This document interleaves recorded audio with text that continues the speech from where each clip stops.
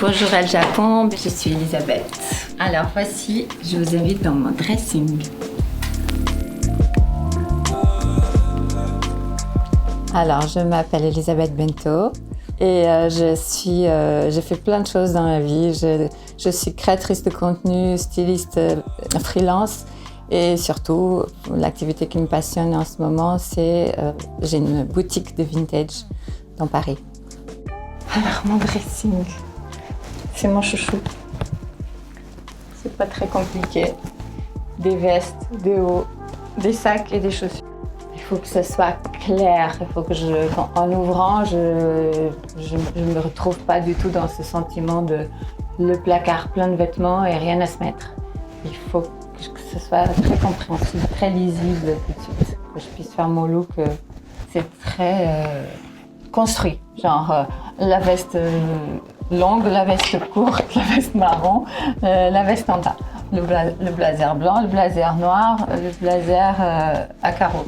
C'est les chemises et les tops. Alors, chemise un peu masculine, toutes, et après top très féminin. Je mets sans arrêt cette chemise. Je crois que je la mets au moins une fois toutes les semaines. Alors, moi je dis réalisation. Et voilà, sinon la chemise blanche aussi, ça c'est quelque chose que je mets beaucoup. Il y a une chose aussi chez moi, un toc, c'est que quand j'aime une pièce, je l'ai dans toutes les couleurs. Et ça c'est vraiment un toc. Ça m'arrive avec pas mal de choses. Quand j'aime un modèle, il me le faut en plusieurs couleurs différentes. Mais sinon, il y a la version féminine aussi, dont le fameux top Wardrobe New York City, que j'ai dû mettre peut-être une fois, mais que j'adore. C'est juste un triangle, mais c'est tellement parfait quand on le met sur soi. C'est incroyable. Mon style va être finalement très simple, minimal, féminin, mais toujours très tendance. Je veux avoir le dernier truc, c'est très important pour moi. Et donc, ce côté où je renouvelle me permet d'avoir toujours la dernière paire de chaussures, le dernier blouson à la mode. Donc, voilà. On me définit beaucoup comme la parisienne. C'est vrai que je pense que mon look, en général, correspond beaucoup à ce qu'on imagine de la femme parisienne. C'est très étrange parce qu'à la fois, je ne suis pas du tout matérialiste. C'est-à-dire que je me sépare des choses sans regret, mais quand ils sont vraiment faits avec autant de perfection comme ce que je viens de citer, oui, ça prend une autre dimension. Je déteste la quantité, les fringues en quantité, ça m'oppresse, mais le côté frappe chirurgicale de la belle pièce super bien conçue, ça me passionne comme les tableaux qui sont derrière moi. Donc depuis toujours j'ai fait ça et quand l'application Vinted est apparue, je me suis dit oh là là, ça c'est le bonheur pour moi. Donc c'est devenu vraiment encore plus intense comme activité et de fil en aiguille, je me suis dit pourquoi pas faire de ça une vraie activité. Donc ça a commencé à se développer et puis j'ai eu l'occasion de prendre une boutique et là voilà, The Closeters est né. Et ça se développe petit à petit et c'est très prometteur. Les souliers. J'en ai pas 50 000 parce que comme je l'ai expliqué, je ne suis pas du tout une accumulatrice. Mais j'ai ce sentiment d'avoir exactement ce qu'il faut avoir maintenant pour faire le bon look du moment. Donc pour moi, c'est ça, il faut avoir absolument ça c'est obligé. On ne peut pas passer à côté, je suis désolée, ça fait clone, tout le monde les a, mais c'est comme ça. Elles sont juste, on en fait n'importe quoi. On met ça au pied, c'est la magie. Puis ça, c'est mes amours de ma vie. Ça fait partie aussi des pièces où je me dis, peut-être que celles-ci, elles vont survivre quelques années avant d'être remplacées. Mais ça, c'est franchement, si ça existe le mot indémodable, c'est vraiment ça. Elles sont ni pointues, ni carrées, ni bobines, c'est vraiment le truc forever. Donc ça, c'est les talons que je mets encore.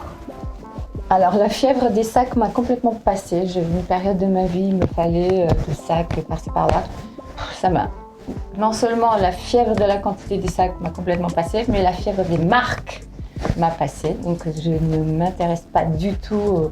Alors, je pense que tout le monde doit avoir, si possible, c'est horrible ce que je vais dire, mais tout le monde doit avoir un Chanel. Voilà, il faut avoir ça. Et après, des choses un peu du moment. Ça, c'est, je ne sais pas comment on dit cette marque, mais Santani. Moi, je dis Santani, je ne sais pas si c'est une marque australienne qui fait des trucs très minimalistes, sans logo, sans rien. J'adore l'idée d'avoir des choses très simples. J'ai un sac que j'adore, j'ai totalement oublié le nom de la marque. On me demande et je ne sais pas, c'est écrit nulle part. Donc moi, la marque vraiment du sac, c'est un truc qui ne m'intéresse pas du tout. La forme est parfaite et le fait que ce soit en daim, par exemple, c'est le sac parfait pour marier avec mes vestes en cuir. J'aime pas mettre une veste en cuir, un sac en cuir. J'aime mélanger les deux matières. Donc ça, c'est quand je mets ça, je mets ça. Bon, après, j'ai quand même lui, qui est un survivant que j'ai depuis plusieurs saisons. Il survit. Et je trouve que c'est un très bon sac parce qu'il va aussi bien avec mes jogging. Moi, je suis tout le temps en tenue de sport, pour dire la vérité, qu'avec des petites robes. C'est un super sac. Je dois avouer que peut-être celui-là, je le garde. Ici, c'est la partie consacrée que aux robes, qui m'obsède complètement. En fait, pour résumer, où je suis en jean t-shirt, où je suis en robe réalisation. C'est pas très varié. Donc voilà, tout ça, c'est... Bon, j'ai des robes d'autres marques. Ça, c'est un basique de Wolford, une robe tube magnifique. C'est juste un tube bustier qui se drape et qui est parfaite avec du plat en journée, avec des talons le soir. C'est assez magique. Et ça, c'est la version de la même chose, mais en réalisation pas. C'est vraiment un de mes imprimés préférés, donc j'ai version poids. C'est la robe panthère de chez Ganni. Ça aussi, pour moi, c'est un basique. Ces robes-là, pour moi, c'est vraiment à mon image. C'est pointu, féminin et sans réfléchir. On les enfile, on est belle. C'est magique. Je suis monomaniaque d'une marque qui s'appelle Réalisation. Hyper bien coupée. Elles mettent vraiment le corps en valeur et le top de la féminité. Moi, je suis pas très dans le style minimaliste, norvégien, suédois. J'aime les trucs très féminins. Celle-ci, elle est absolument parfaite pour la saison. Mais celle-là aussi, c'est quelque chose que je pourrais mettre avec un collant plus petit l'hiver, avec les chaussures que j'ai là, par exemple. Et même avec un petit pull en plein hiver. Donc ça aussi, j'adore les pièces qu'on peut aussi bien mettre en été qu'en hiver. Alors, ici, le fameux jean Chloé de l'époque de Phoebe. En fait, il y avait Phoebe et Stella McCartney, les deux chez Chloé à l'époque. Et en vrai, voilà, c'est poche plaquée, patef, taille haute. Et qu'on le veuille ou pas, à un moment donné, cette forme revient toujours à la mode. Et dans lequel je rentre toujours, mais qui a 20 ans au moins, cette jean. Je ne le mets pas vraiment, mais il doit rester là. Il fait partie de mon placard. Et systématiquement avec un baby tee, un petit t-shirt blanc. C'est ça l'histoire. Et des Mary Janes, des babies. En fait, je construis tout comme un puzzle. Ouais, exactement. Ma garde-robe, c'est on peut se accorder et prendre des nouveaux visages selon l'accessoire. Alors, les colliers. Ça faisait très longtemps que je cherchais quelque chose dans l'esprit Carrie Bradshaw. Dans Sex and the City, elle avait ce collier fétiche avec son prénom. Et moi, je voulais quelque chose dans le même esprit. Et puis, j'ai trouvé ça chez Avant Studios. C'est une marque australienne. mon initiale, j'adore. J'ai cette montre qui a survécu à toutes les aventures et du coup, je suis particulièrement attachée. C'est ma montre fétiche. Elle n'a pas une grande valeur en tant qu'objet, même si c'est Chanel. Mais pour moi, elle a de la valeur. Elle a survécu à plein d'épreuves avec moi. Elle m'a accompagnée dans plein de choses. Un petit souvenir de Grèce qu'un ami très spécial m'a ramené. Et ça, c'est moi, la simplicité. Une petite pierre, une petite chaînette, comme mes petits... Mais j'aime me dire que c'est tout simple, mais c'est Tiffany's. Voilà, c'est une marque que j'aime particulièrement.